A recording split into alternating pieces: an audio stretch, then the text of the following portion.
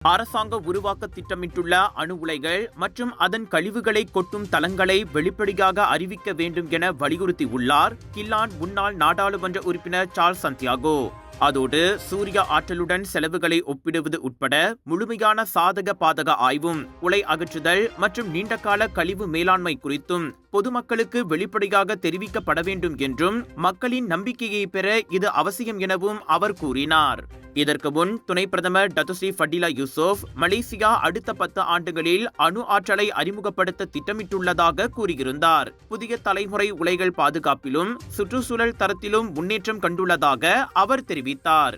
ஆனால் அணு ஆற்றல் உண்மையிலேயே சுத்தமானதுதானா என கேள்வி எழுப்பிய சார்ல்ஸ், கதிரியக்க கழிவு 1980களின் புக்கிட் மேரா விபத்து, அண்மைய ஜொஹோர் நிலநடுக்க அபாயங்கள் ஆகியவற்றையும் சுட்டிக்காட்டினார். அணு உலைகள் அதிக நீர் பயன்பாடு, மிகப்பெரிய செலவுகள், நீண்டகால கட்டுமானம் ஆகியவற்றால் பாதிப்பை ஏற்படுத்தும்.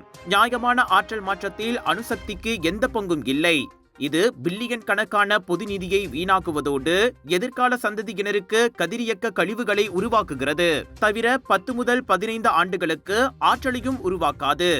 எனவே அணு உலைகளுக்கு பதிலாக உடனடியாக சுத்தமான மின்சாரம் தரும் சூரிய ஆற்றலுக்கு கோடிக்கணக்கான முதலீடு செய்வதில் என்ன தவறு என சார்ல்ஸ் வினவியுள்ளார்.